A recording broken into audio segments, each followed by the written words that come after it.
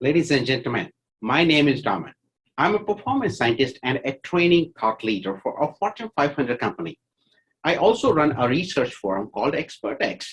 I specialize in speed in professional learning, performance, and change management. Today, I want all of you to think about one thing critically. Is your workforce truly built to adopt new changes at the speed of business? Are they ready to respond to the speed with which you are making changes? Charles Fred said in his book, Breakaway, that speed is the devastating comparative weapon in today's time. No matter you are an NGO, governmental, or multinational corporation, this statement is so true for everyone. You have seen this during the pandemic, how quickly you needed employees to change the work practices and adopt entirely new ways of doing the work. In your organization, you might be bringing new infrastructure. You might be implementing new technologies. You might be changing the way of doing work. You might have gotten new ways of working. You might be changing organizational structure and redefining job roles and expectations. You might be now having the workforce to work from home for a little bit longer. Any new change is uncomfortable, but to reduce the impact on your business, service, or operations, you need to make sure that the change management is designed for speedy adoption of new changes. Let's learn some research-based insights on how you can accelerate change management. Just to set the context, that the successful change management of any kind, whether it is a new process, system function, or a new job role, employees need to master tasks and behaviors and use them to produce the outcome expected from them. For instance, a financial analyst may need to learn and master tasks to use a new software system. While doing so, he or she has to constantly demonstrate the use of software to do the job. But final outcome expected from a financial analyst is his or her analysis or recommendation and not the task accomplishments. When you implement a new system or process, financial analysts may master tasks, behaviors, and outcomes to display the performance. But ultimately, what you are looking for is proficient performance in producing outcomes. Let me qualify what proficiency means. It's that special point where you want your employees' performance in adopting new changes, processes, functions, or systems to be consistent month over month, not just one-time achievement. You want that performance to be repeatable, no matter what job grade. You want to be assured that the performance is reliable and you can depend upon it. You want them to be independently productive so that you don't need to have a constant supervision on them. That type of performance is called proficiency. So every change manager's role is to bring their employees to that level of performance. That's the point where our change management meets its stated goals. As change managers, you already know ADKAR model of change management. When you bring a new change, you create awareness among your employees that some change is coming. Then you start talking about why that change is necessary. You outline the issues of the old system and tell them why the new system would make their life easier or better. That creates the desire for change. When systems are about to go operational, you provide them some online modules or documents so that they already know what part is changing, what new process is coming. Based on the complexity of the changes, you design training courses to provide them the ability and skills to perform on the new systems. But you have to keep reinforcing new behavior via managers or some booster reminders. That's how they start becoming more and more comfortable with new systems and functions. However, you can't lift all the supervision yet. You need them to become proficient in new skills, behaviors, and functions. However, it takes some time to reach there. That time, when averaged over all the employees, is called time to proficiency. Your staff generally won't like the changes because it reduces their productivity, sense of accomplishment, and feel good in beginning when you bring new changes.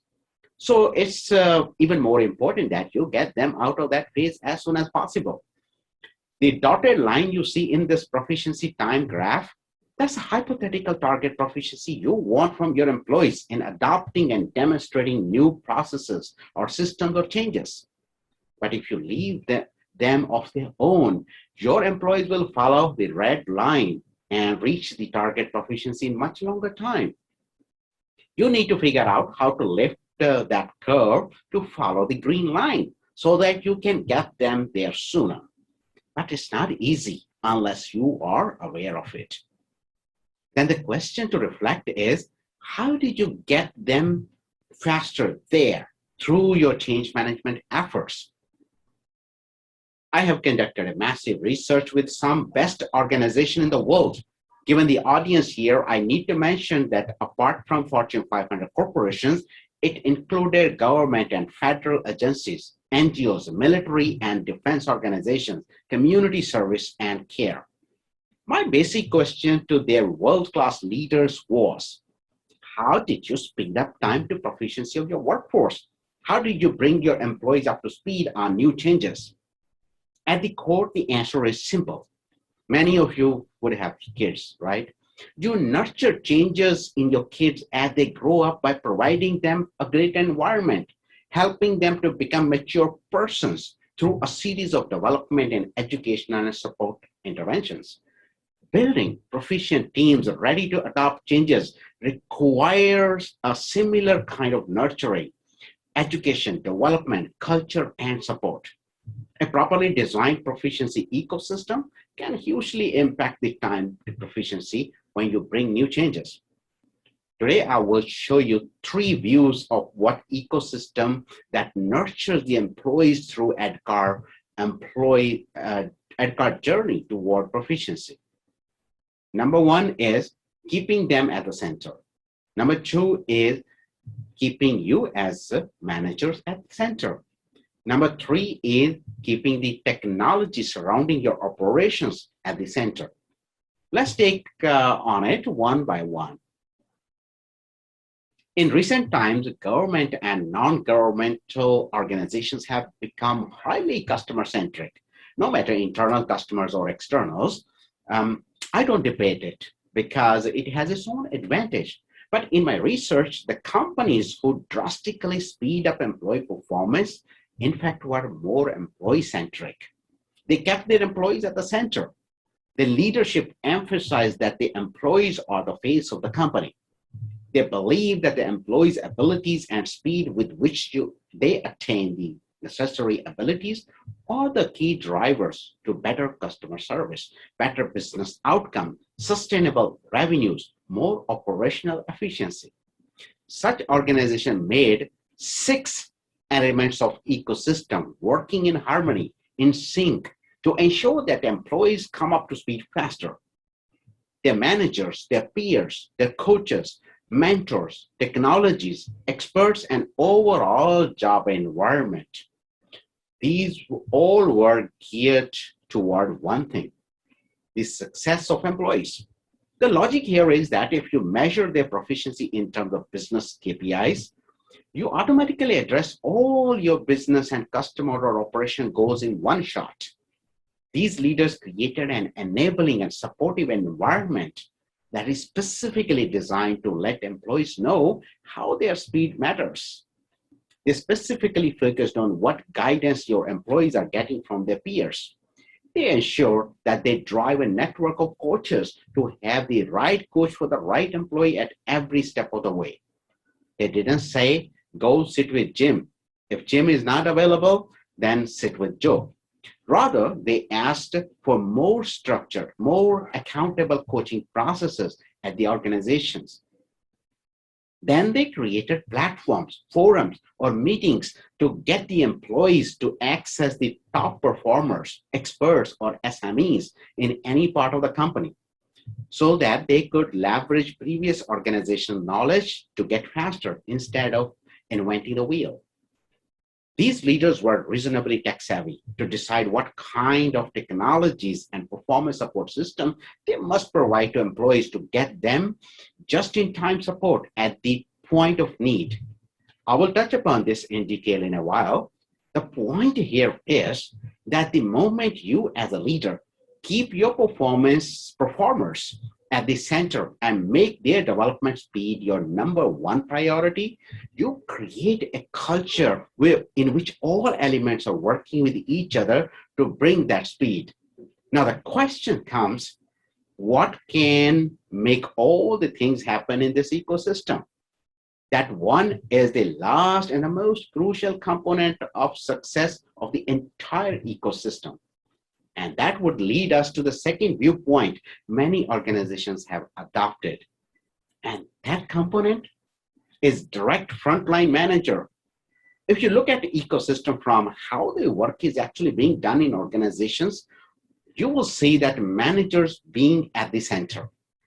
Managers or leaders are the ones who are responsible for creating resources, relationships, systems, and environments for employees to learn, perform, and develop. They are the ones who give the performance goals. And logically, they are the ones who can help the most to achieve those at a faster rate.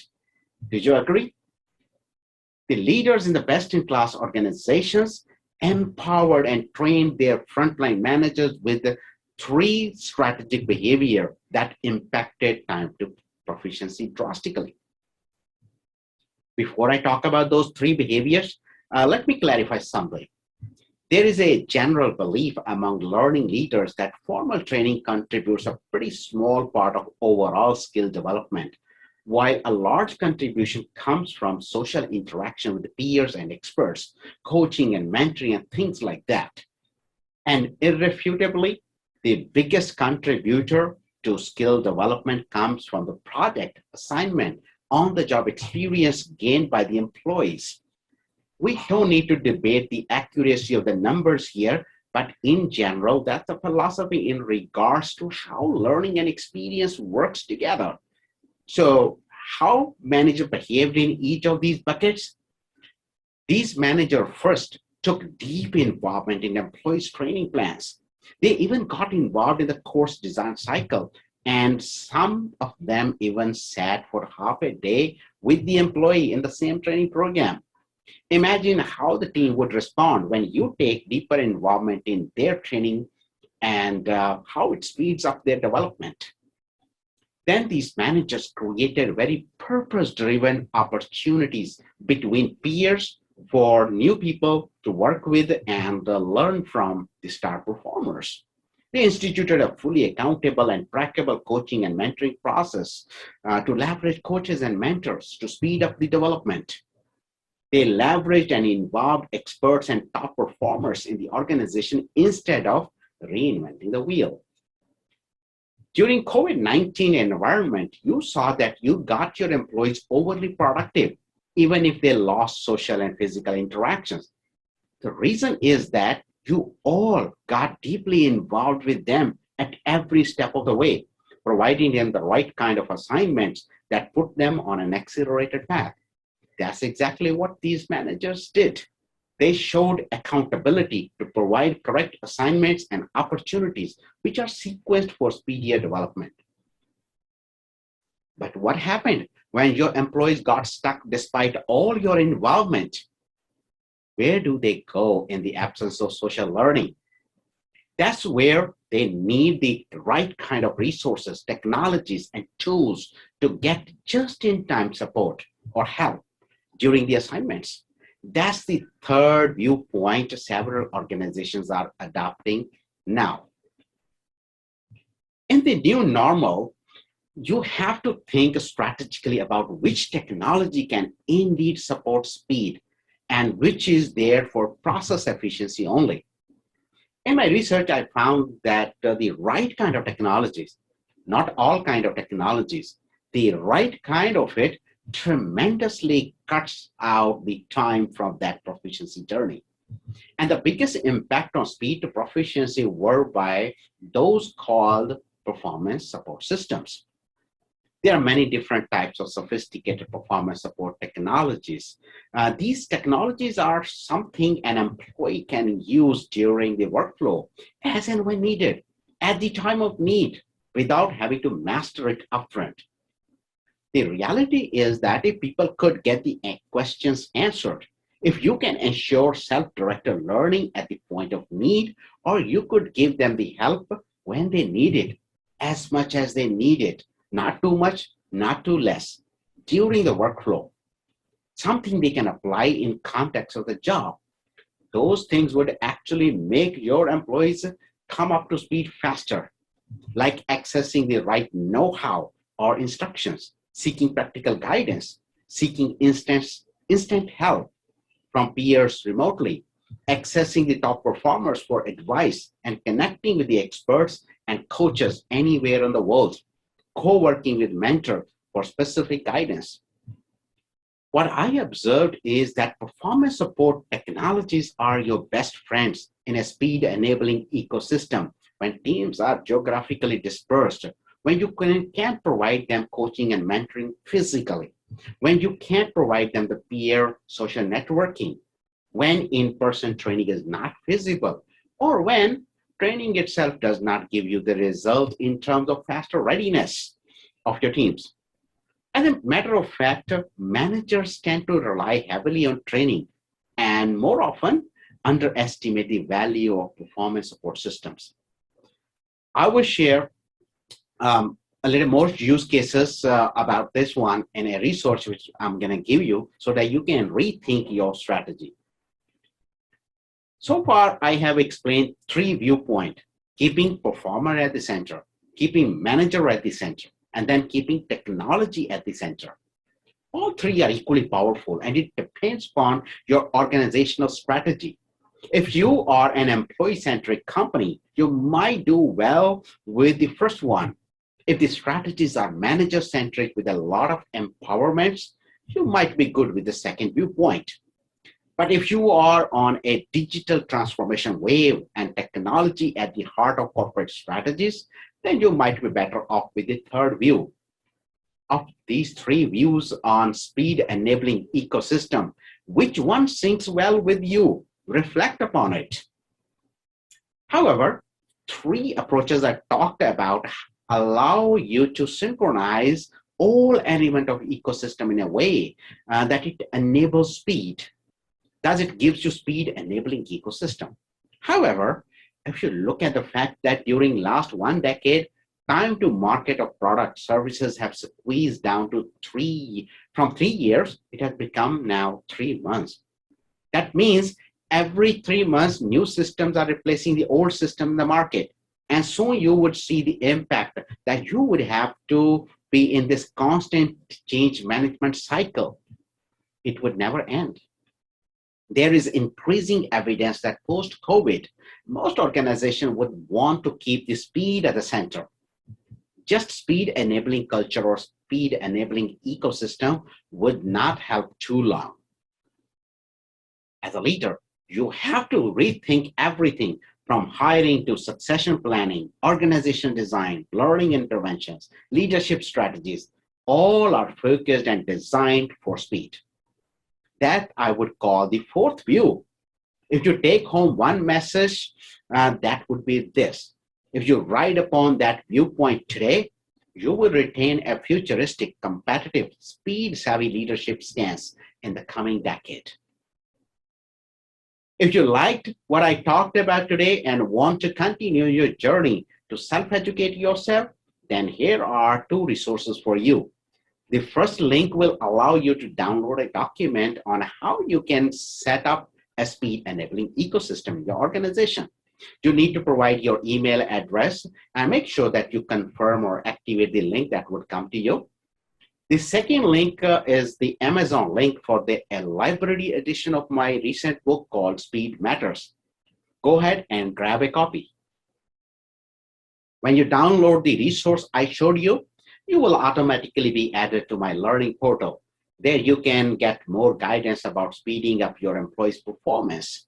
It has a lot of research-based content, blogs, reports, and videos. Feel free to connect with me personally on any of the social media channels. There are my social media handle on the screen. It has been my pleasure to serve you today. Thank you.